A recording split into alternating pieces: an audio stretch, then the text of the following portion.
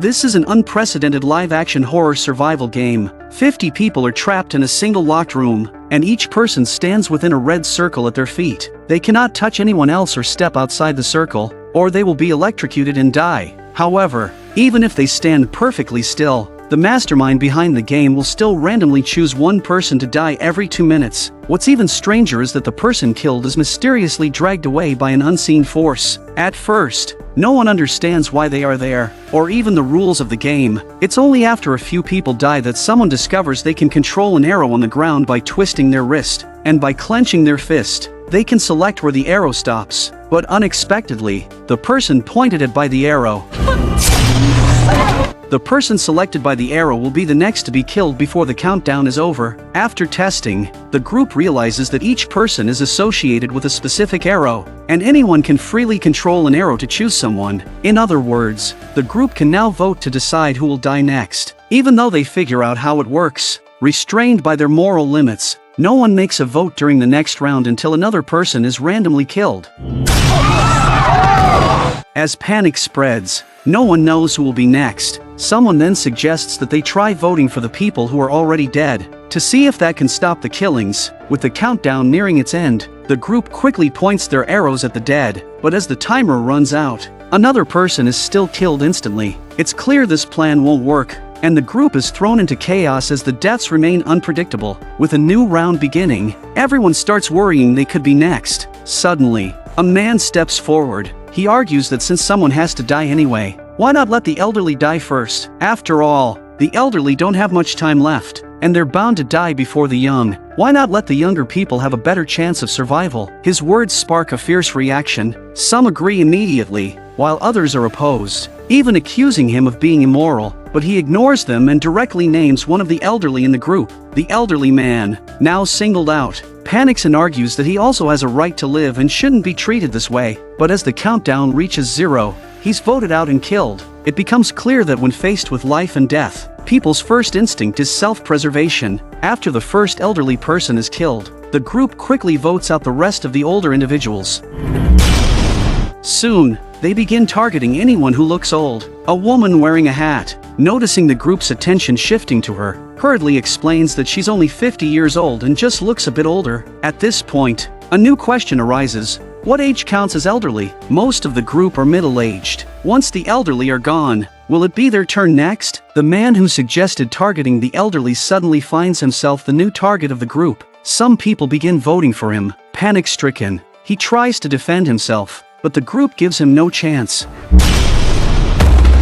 After his death, the game falls into a deadlock. No one dares to speak up or make suggestions anymore, fearing they'll be next. But this can't continue, because as the countdown ticks on, more people will keep dying. At this moment, the woman in the hat suddenly said that their participation in this game might not be random. There must be some reason they were all brought here. She suggested that everyone introduce themselves to see if they could find any commonalities. The proposal quickly gained everyone's approval. Beth was the first to step up and introduce herself. However, she seemed to go into too much detail, to the point that the countdown ended before she even finished talking about herself. Due to her rambling, she was directly voted out by some of the group.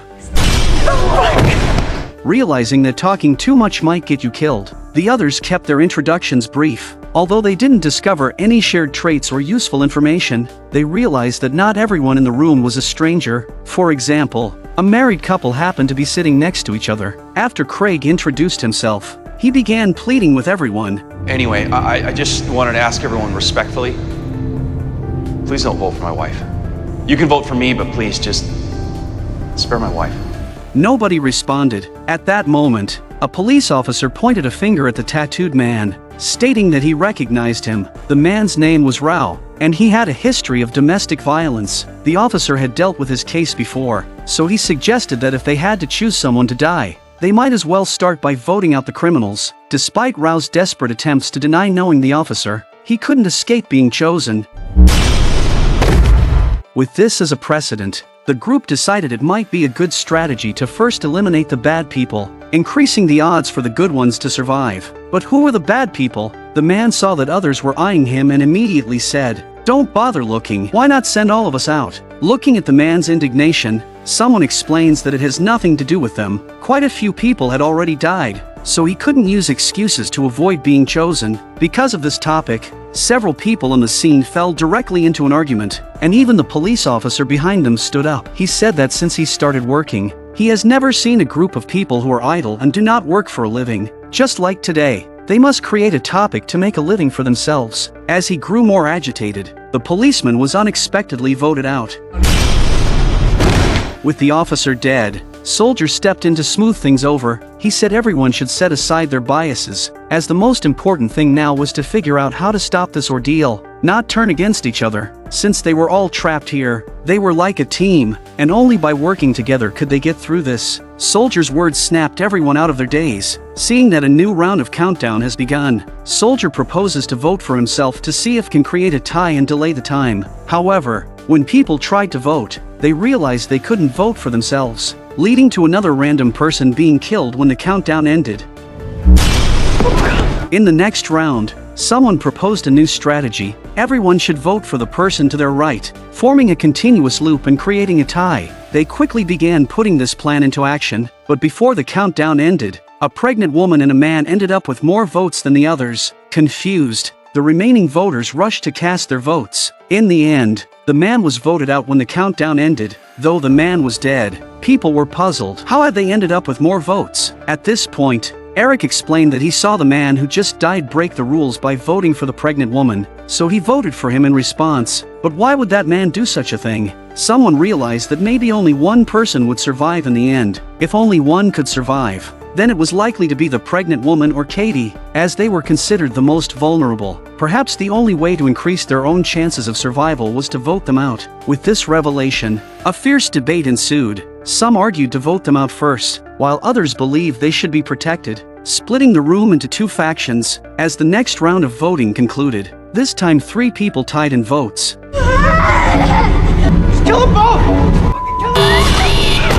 Unable to tolerate the situation any longer, someone lashed out at the group's actions, while another person asked, "Isn't there anyone willing to step forward voluntarily?" At this, Sean suddenly stepped up and offered to sacrifice himself. When asked why, I guess I just don't want to kill anyone. though Sean volunteered to die, buying everyone an extra 2 minutes of survival time, someone tried to stop him. Unable to bear the thought of him losing his life, the man decides to take Sean's place. Although that man died, when the next round began, the group still wasn't ready to let Sean off. They kept persuading him that a promise was a promise, until Sean finally turned as well. Thanks.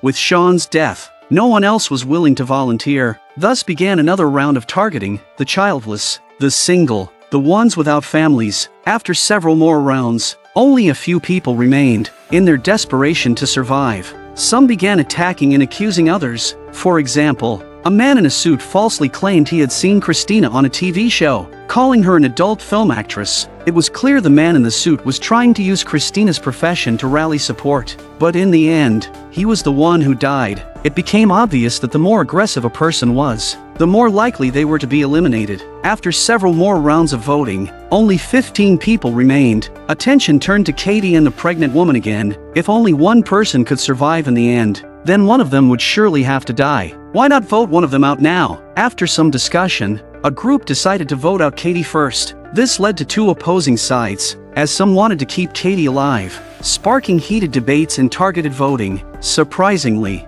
after several rounds, Katie survived, while many others, including those leading the charge to vote her out, were eliminated. It was at this point that people finally realized something. The married couple from earlier had been scheming behind the scenes all along. After being questioned by the man, Craig finally admitted that he and the woman were not a couple, but were secretly teaming up to play the game. The reason for the mischief just now was nothing more than to make the 2 groups kill each other. Craig revealed that the whole plan had been orchestrated by the woman. Despite this, both Craig and the woman were eventually voted out. After several more countdowns, only 5 people remained. Since Eric was part of the group protecting the pregnant woman and Katie, they held the majority. He, now cautious of targeting Katie, turned his focus on another person who had never voted or spoken, yet had survived until the end. He believed that if they voted this person out, the game might end, but he was too naive. Eric, the pregnant woman, and Katie swiftly voted him out.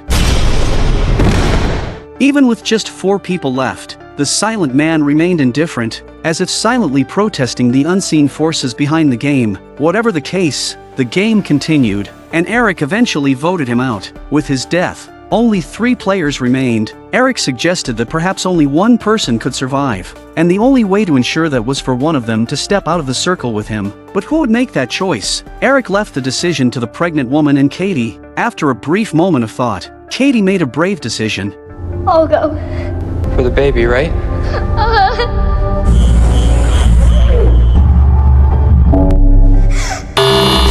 No one expected that Eric would take advantage of Katie's kindness to execute a double kill. It turned out he had been pretending from the start, tricking everyone to the very end. Even though he was the last person standing, the game didn't seem to be over, as Eric furiously demanded to know the purpose of the game. A beam of light suddenly shone down on him. At the same time, another light illuminated the dead pregnant woman. It turned out her unborn child was still alive. But since a fetus couldn't vote, Eric made his choice without hesitation. In the next scene, when Eric woke up, he had made it outside. However, in the sky, he saw a massive spaceship. He stood up, bewildered, realizing that the entire Earth seemed to be enveloped by these ships. After passing through a dark tunnel, Eric finally saw a group of survivors, among them pregnant women and children. It seemed that the game had likely been just a test by aliens. And with that, the story ended. While this is a low-budget film with many plot holes, it undoubtedly showcases the extremes of human nature, both good and evil. Perhaps only the most cunning can survive to the end. However,